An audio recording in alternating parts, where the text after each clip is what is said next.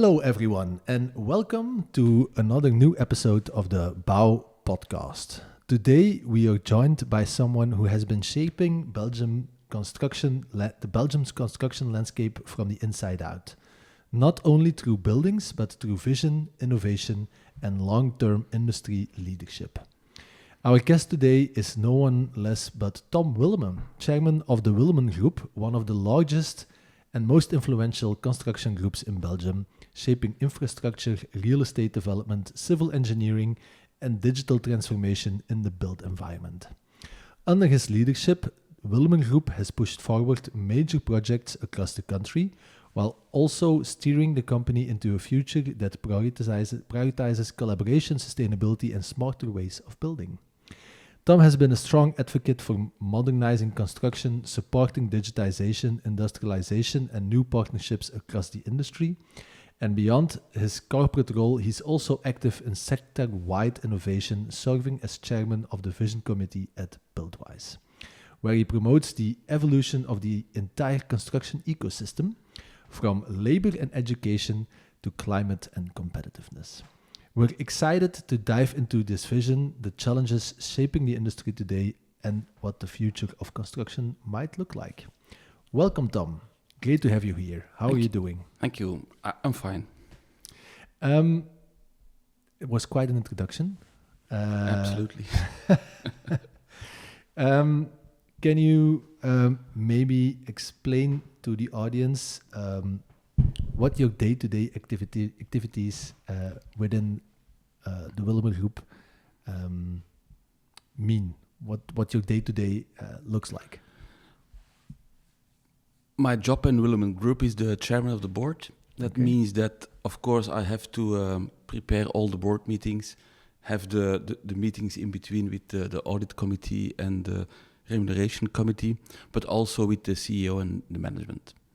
And besides that, I also represent Willemen Groep across other parties like clients, but also sector federations. Okay. And we mentioned in the introduction that you have a strong focus on pushing the innovation and pushing the industry forward on this front. Where does this come from, this motivation to change? That's a good question. I'm an engineer from education. I studied construction engineering in Leuven a long time ago. And maybe that's why I'm focused on efficiency.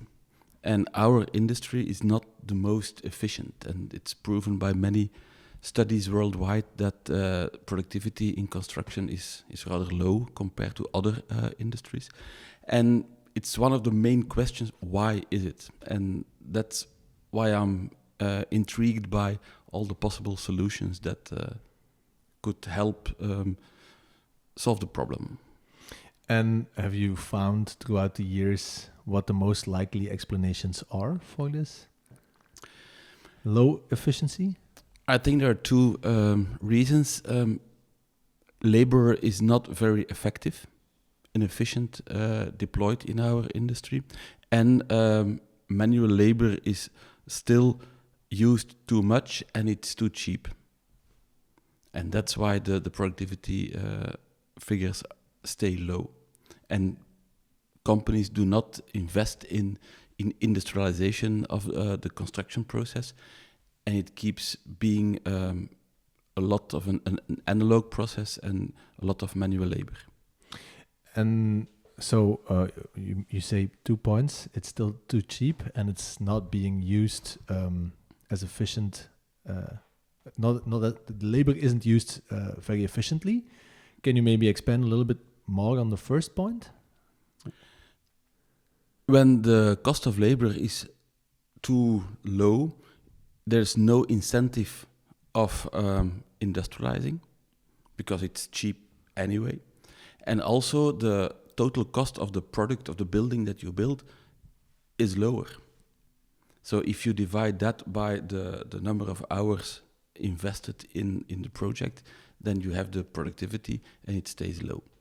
And so companies should invest more in automating and digitizing tasks in construction, also on the construction site. Okay. And you see that as a potential solution to help solve the inefficiency? Yes, absolutely, because all companies across Europe are confronted with a shortage in labor. And it's not only the number of people that it's too low. We are also not deploying them in an efficient way. And if we can make a construction site, a construction process more efficient, that we don't have to do rework, we don't have to do the same amount of manual handovers between different specialties on the construction site or even companies, then we will save a lot of labor. Okay. And have you seen examples of things that you've maybe implemented at the Willemen Groep or product in the industry that have really shown a lot of progress in increasing this efficiency? Not as much as I would like, but we can see that when we digitize processes, that we win in efficiency. Not already in the manual labor, but especially in the managing of the process, all the logistics of the construction site, where people tend to use more efficient, because they don't have to, they have all the necessary information at their fingertips, and they can start working right away without having to go back and ask for questions or things that are not available. Okay. Okay, so the main, the biggest challenge that you see that needs to be solved is the access of information at the right time, at the right place on the site. Yes, because today almost all the information about the construction project is siloed. Between the companies, you have the designer. He does not give full transparency on his design to the engineer, and the engineer not to the contractor, and the contractor not to his client. They share the dimensions of the building in a 2D or 3D visualization or the AutoCAD plans, but they should use a BIM model, Building Information Management, for sharing all the information about the project. And then you have all the information, not only the dimensions, but also information about sustainability, about sourcing, about the manual labor, about cost, about timing, about maintenance of all the elements and all the materials. And if you can share all this information, then you will become a lot more productive. Mm-hmm. Yeah. Yeah, you have these beautiful 4D or even 5D BIM models already that we've seen, and even 6 or 7D. So you can add as many Ds if you want, but if you don't share them, then they tend to be useless. From what I hear and see, it's being used more often in other countries than in Belgium, no? It depends. Some countries are frontrunners on the use of BIM. Belgium is lagging behind, but they moved a serious bit the last few years. Okay. And which countries are real frontrunners in your experience? UK is one of the countries that is using it a lot. Also, the Netherlands are much more ahead than Belgium. And it depends on how the sector is organized in each country. Okay. And Belgium is one of the countries where the sector is very scattered in many parties, designers, architects, contractors, many small companies. If you compare to France, for instance, you have 5 to 10 very large contracting companies, and they do the whole process, the designing, the building, but also the maintenance and the exploitation of the projects they build. Mm-hmm. And that we didn't have in Belgium until 5 to 10 years ago, and it's starting to grow now. Mm-hmm. Where do you find the space and time to think about these long-term challenges in the industry? That was very difficult. Before I became chairman, I was the CEO of the group, and then your whole day is filled with the daily operations and all the urgent and important things you have to manage. That's why I was happy that I could be involved in the vision committee of BuildWise, because there you need to take the time to think about the future. I also did this time. Now that I'm not the CEO anymore, I have more time to reflect on long-term issues. What's the vision committee? What? The vision committee is a committee created by the management of BuildWise in 2019 to have a forward look on the evolutions in our construction industry in Belgium. Because they do a lot of research and innovation projects in construction, and they needed a point at the horizon to go to, that they have to orient all their other research to this direction. But it's impossible to predict the future. So we have to develop scenarios about what the possibilities are.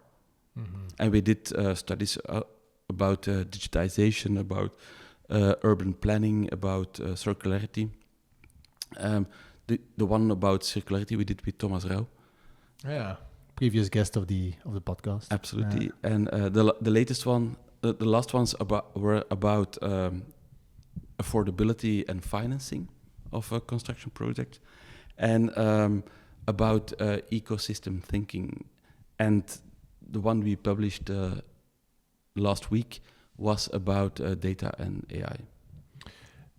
Can you say a little bit more about what you found in these research topics, or in these studies that you've done?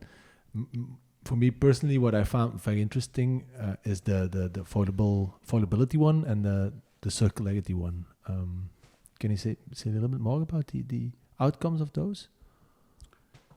Yeah, circularity, it was about how can we make our industry more circular, and especially what are the opportunities that come with it. For instance, the new business models. And then we had, of course, Thomas Rauw, who was the lead in this study. And he gave the example of not selling light bulbs to clients, but selling light. And this meant that the producer of the light bulbs had to make them more sustainable, because he was responsible for the lifetime of the product. And that makes, if you do this in many different other aspects of the building materials, then you can come to a much more circular thinking. Yeah, that's something that we do now with our product as well. Since the beginning of the year, we are also giving, I mean, it's not the same. It's not, we can't lease it yet. We've tried. We haven't found a financial party who wants to help us with this. Mm-hmm. So if anyone is listening who knows a certain bank who would be open to look into this, definitely reach out. But what we try to do now is to give we call it a circular cashback. So if you buy a SAM and you install it in your project, and after 10, 15, 20 years, you're going to renovate, you can click on our platform, the I'm going to renovate button, and then they get a quote of what the value is of the materials that are in there, and then it can be up to 30% of the purchase price. Very interesting. So yeah, that's another way of looking at it, I think, coming from another angle, but with the same goal. But I think the market is not mature yet. You don't have all the players that find their right place, because you need an ecosystem to achieve what you want to achieve, making your modules more circular. And then you need, of course, you need designers that help you. You need also financial players, but also insurance companies and producing companies. But where do you start? Someone needs to start, right? Otherwise, the ecosystem doesn't get built. Indeed, that's a big difference between the construction ecosystem and the big tech ecosystems. Because in the big tech ecosystems, you always have one very dominant player. And he starts and he creates the whole ecosystem. In construction, you have not that many big companies that could start it.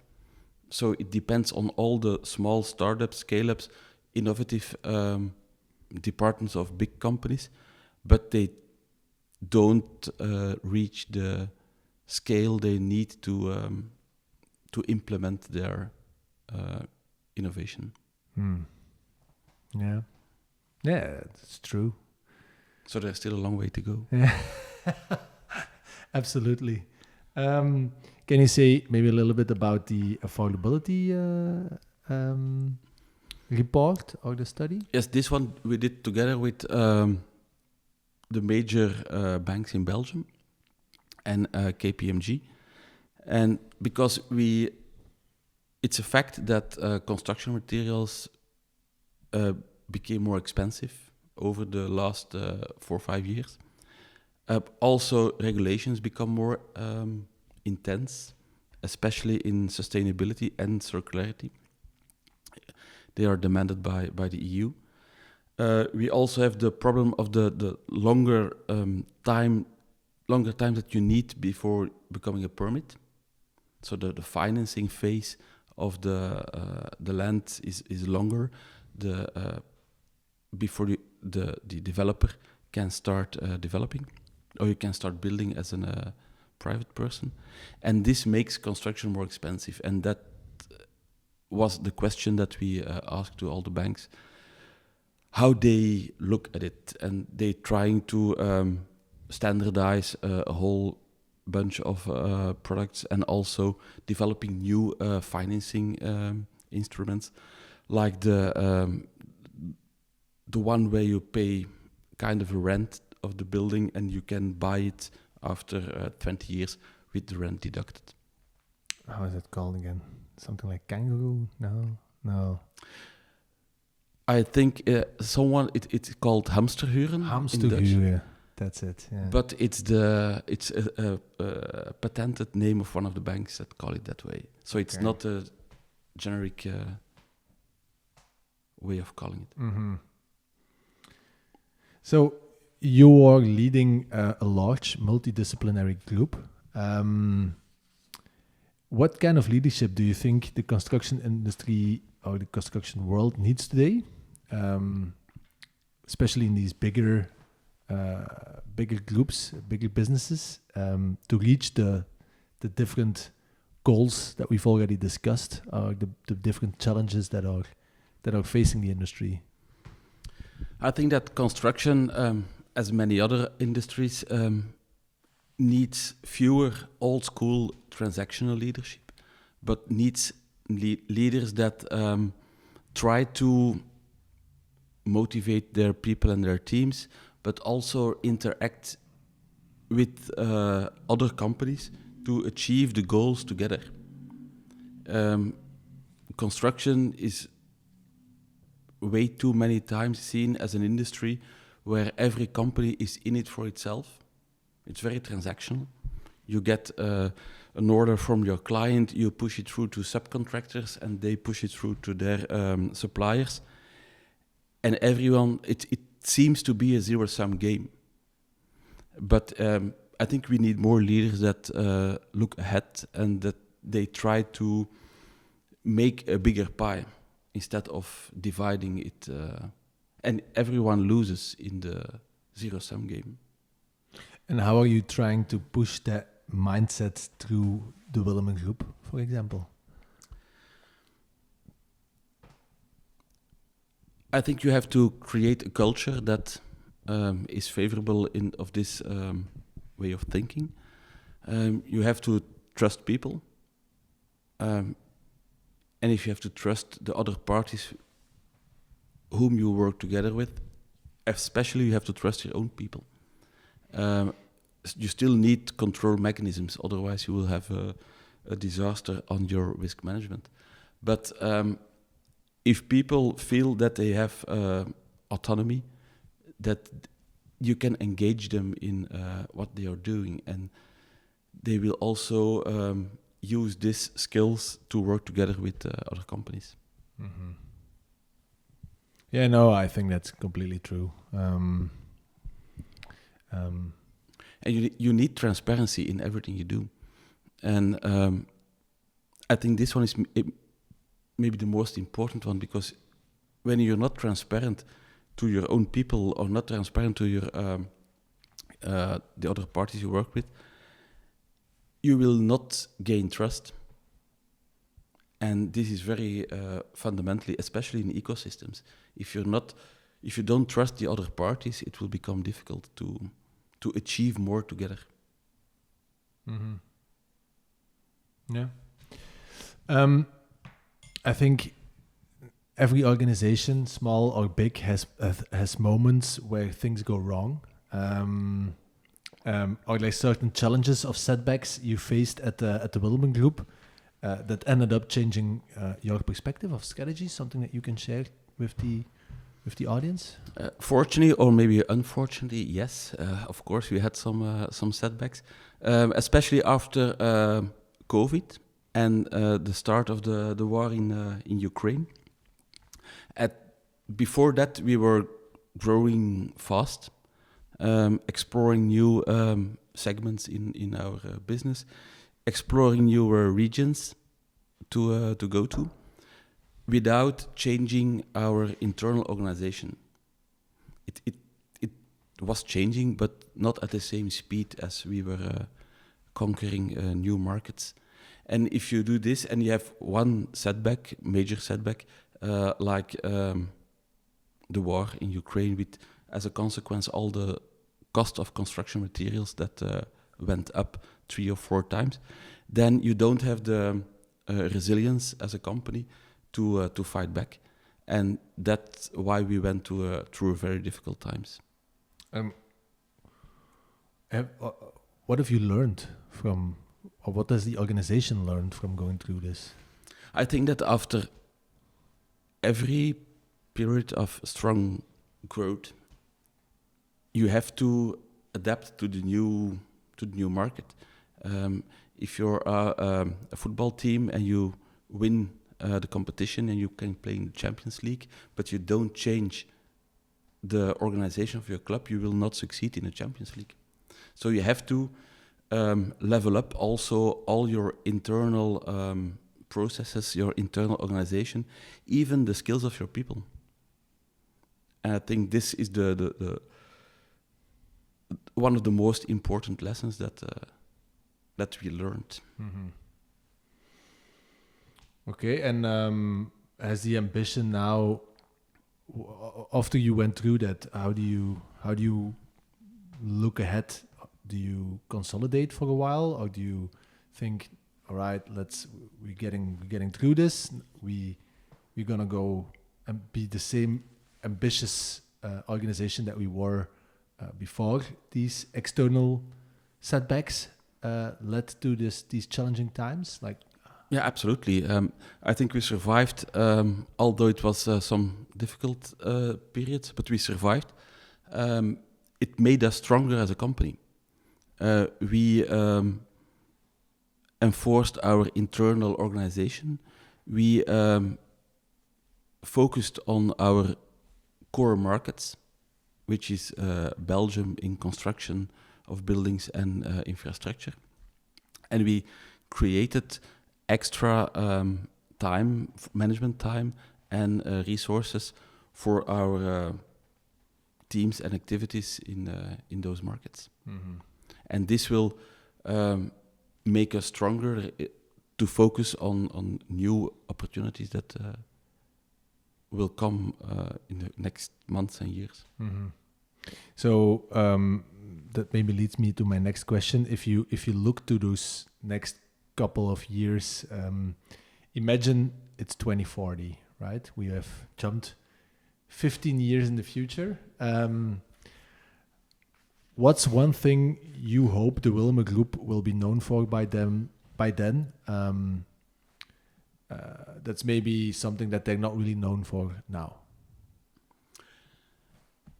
I hope that we will be known for the fact that we will have built a better world for the people that work with us, that we created opportunities for them, but also for the communities where we build buildings and infrastructure, and that we made the construction process manageable again. Because today there's a lot of time lost in administration, in regulation, and the engineers, the people that studied 4, 5, 6 years to become a civil engineer, more than half of their time goes to non-engineering tasks. And that's what we hope by digitizing, by and deploying AI, by making it more efficient on site, that we want to that our engineers become engineers again, that our construction people can build again, almost all of their time. Wow, 50%. I didn't know that. They do a lot of tasks that don't contribute to the value of the end product. Administrative work. Yes. Yeah. Are there other elements where you see AI play a big role in construction, even on the engineering level or on the design level? AI will change our business completely, like many others, by the way. But many designers, architects are already using AI to optimize their design, to check with all the laws and regulation. Fire regulation, for instance, is one of the topics that AI can almost flawlessly advise architects on, depending on which kind of building it is, what the city, because every city has also his own regulations, and they can help designers. But also in construction, AI will help to make the BIM models more efficient, more professional, more detailed. But also our site engineers, they don't need to have a degree in design or BIM to be able to talk to the model, because AI will be the interface of engineers, maybe even construction workers, to talk to the BIM model and to get the information they need in a form they can use. Mm-hmm. Yeah. Accessibility it's a good point. That's gonna help tremendously. But also all the other technologies, new technologies that are used in construction sites, for instance, drones or Internet of Things or cameras, will be enhanced by AI. We have a project on our construction sites where we have smart cameras that make a site report at the end of the day. So instead of having someone in the office watching what's happening, at what time is the delivery truck coming, at what time the people are arriving on site, what's the weather, this is all generated by AI. Already. It's not already 100% as it should be, but even if it's 80 or 90%, you save a lot of time. And you're doing that as a test pilot project? Yeah. Okay. And the results showcase that, okay, I can save half an FTE on the site for reporting, and it costs me... It depends on the site, because you use cameras. If things happen outside the viewing area of the camera, it's not noticed. But you have the same with your site leader. If he's not seeing the arrival of a truck, then it's also not noticed. So you still need the AI report and the site leader experience to make a full report. But we can see a big enhancement. Mm-hmm. Oh, that's great. Never heard about that. And there's probably certain locations of a site that are more critical to put a camera on the entrance gate, the exit gate. I mean, yeah.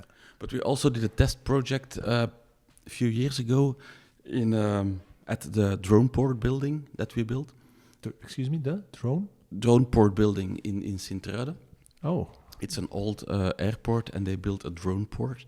Oh, really? Okay, cool. With a lot of startups, scale-ups around the drone business, even then. And we built the building, and we did a lot of experimenting with drones on site, because you have a low regulation zone on site. So we could fly drones at night to make progress reports or to make security checks. And that was a positive test? Yes. But the challenge is, if you want to scale something like that out to Belgium, you can't fly drones in Brussels at nighttime. Yeah. It's difficult. You have privacy issues and also safety issues, especially today. Yeah. Especially the last couple of weeks. If you have autonomous flying drones on your construction site and it's near some critical infrastructure in Belgium, then we could have problems. Yeah, I can imagine. Okay. So if you had the power to redesign one part of the construction ecosystem from scratch, the education, procurement, labor models, collaboration, regulations, which one would you rebuild first, and how would you do? Maybe the most difficult one, education. Okay. Because today we are still educating people as if you're living in a linear industry, a linear business. People start learning something and they can apply it, especially in construction. Many people think that what they learned at school or university, they can use it until they retire. But that's not true. Not in none of our of the businesses, but especially also in construction. And even the people on site, especially now with all the new technologies, new materials, new regulations on sustainability, they need more training. And lifelong learning is something that also in our construction industry should become more common. I once read a quote of Michelangelo, and he said, "I'm still learning." And he said that at the age of 80 years. So I think also in our business we need more people that invest in themselves, and companies that invest in their people to start lifelong learning and becoming their better self, using all the new technologies. Because if you have many people that are not acquainted with all the new technology, then it's difficult to have the productivity gains we talked about in the beginning all over your company, your construction site. So you need everyone to join in the new way of working, and everybody needs more training. How much do you think that's something you can teach someone or push someone into, or it's something that needs to come from the person itself, something that's maybe a little bit innate? You need both. If the person is not open for training and new insights, then it will be very hard to get him there. And but also you have to create an environment in the company, but also in the industry-wide and nationwide, that people people have the opportunity to invest in themselves, that others invest in themselves, and that they get aware of the need to invest. How do you do it yourself? Or like certain tips, tricks you can give to the audience? How do you stay informed? How do you keep learning? You need to have an open mindset. That's the first and foremost important tip that I can give you. Don't do things because you do them already your whole life on the same way.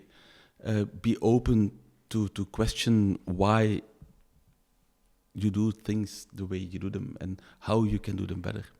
Mm-hmm. And try to involve also other people, because when you look at things together with your team, but also with friends or colleagues you know or colleagues you don't know, even from the competition, you always get more richer insights in all these issues. Mm-hmm. Absolutely true. What also helps for me, which is maybe a little bit more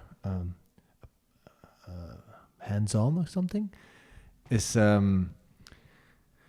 listen to a lot of audiobooks, podcasts, and stuff. That's also one of the reasons why I started doing this. I don't know if that works for you. Like in between, when I'm driving, when I'm running, when I'm... Absolutely, it's a good way to spend your time well, especially when you're stuck in traffic or waiting. Then I also like to listen to podcasts and. Yeah, and I've noticed for me it needs to be in a form factor where it's fun. At least a little, like it can't be too dry, because otherwise you switch to something else. But I find if you find the right channel or the right podcaster where you connect with, it really is a very relaxing way to absorb new information or new knowledge. It is. I think creating podcasts is an art on itself, because you need to provide the listeners with a lot of content, because if you're not giving information, then they will not keep following you.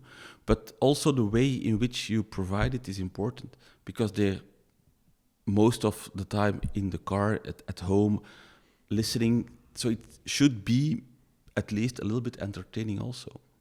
But if it's too dense in the way of giving information and content, they will also lose track, because especially when you're in the car or even at home, then you're distracted. You're not always listening to every word they say in the podcast, so you need to have the right pace in the podcast. Mm-hmm. Talking about podcasting pace, at the end of a normal Bao podcast episode, we switched to some more personal questions to finish on a lighting note. Unless there's anything else you still want to share, Tom, about the industry itself, or Willemen, or... I think we tackled pretty much many topics that are important for us as a company and as a business. Okay, wonderful. So to finish off, I have this traditional 3 questions. The audience probably already knows them by now, or people who've listened to multiple episodes. If you could have a drink with anyone, dead or alive, who would it be? It will be a hard choice between either Steve Jobs or Bill Gates. Okay. Because they're also, both of them are very, they invented a new product. So they're very innovative, but also it's a product that no one was asking for. Steve Jobs invented the iPhone, the smartphone as we know it today. Bill Gates, the Microsoft software suite that was never used by anyone except the big corporations. And they had the imagination on how they could help people, help society, and they created a whole new way of living worldwide. And I think I would ask them how they did it and what was their driver to go there. Mm-hmm. The previous guest who sat there, he met Bill Gates for a whole day. It was the founder of the House of Tomorrow. Ah. And apparently when the House of Tomorrow opened, I think somewhere in the 90s, could be wrong, he was there whole afternoon, looking and learning, and yeah. Would have been nice. Yeah. And for Steve Jobs, what I always found remarkable about his story arc is that if you read some biographies of the guy, is that he really had almost like a movie type of hero arc to his life.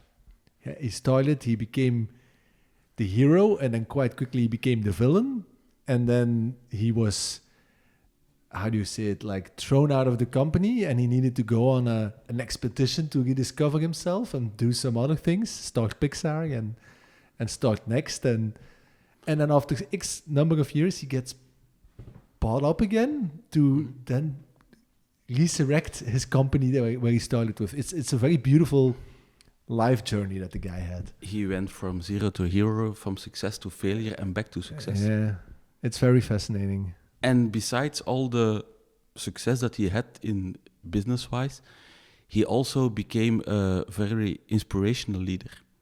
Many people around the world, they look at Steve Jobs not as the owner or inventor of the Apple or the iPhone, but as someone who has a vision on the future and how we can enhance and make society better by technology. Mm-hmm. For me personally, there was a speech that I saw when I was, I think, 16 or 17 years old. He did a commensurate speech at Stanford in 2000. I'm quite sure I was 16 or 17 years old, so 2006, 2007. And I will put it in the show notes if people never listen to it. I don't know if you ever listen to it. It's one of the best. The speech of Steve Jobs, yes. Yeah. It's one of the best speeches I've ever heard. It's like 20 minutes long, and there's so much life wisdom in there. It is. It was a fascinating character. Yeah. And also, what I also find intriguing with him personally is that he seemed to have had quite a stable family life. That I don't know. I hope for him that he had, but I'm not sure. Yeah, I mean, you never know, because he was quite private about it, but he only ever had one marriage, multiple children. They didn't go crazy. Or it's not at least publicly known that they went crazy like some other children yes, of those. Is. Yeah, absolutely. So, yeah, fascinating guy, absolutely. So you don't have to become Elon Musk to become... Exactly, yeah. But that guy... He's another level, I think. Different aspects. It is. Is there a book that you've read recently that you would recommend to the listeners? I don't read that many books because I'm a very slow reader, so it doesn't it's not fast enough. I try to listen to some podcasts, but one of the books that I did read was it's written by Jürgen Engels. In Dutch, it's called 50 lessen voor ondernemers. In English, is Start, Grow, Sell. And it's very easy to read. It's 50 lessons, 50 tips and tricks that he shares with the readers about how to run a company. Okay, cool, great tip. And the best purchase you've made in the last year under €100? That's a difficult question, but I think the best gift, the best thing you can buy under €100 is always a bottle of champagne. Because you can make someone happy with it, business-wise or in your private life. And if you don't have anyone else to make happy, you can make yourself happy. That's absolutely true.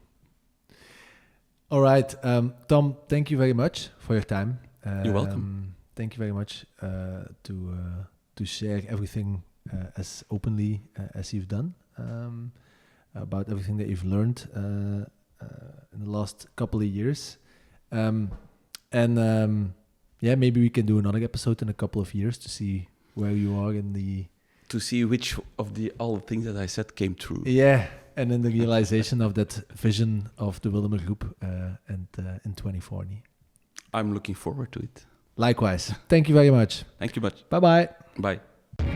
Thanks for listening to the Bao Podcast. If you enjoyed this conversation, make sure to subscribe to our channel. if you're interested in Bao Living in our Smart Adaptable Module or SAM, go check out our website bowliving.com. If you want to stay up to date, you can best subscribe to our monthly newsletter on our website or follow us on all social media platforms where we're named @BouwLiving.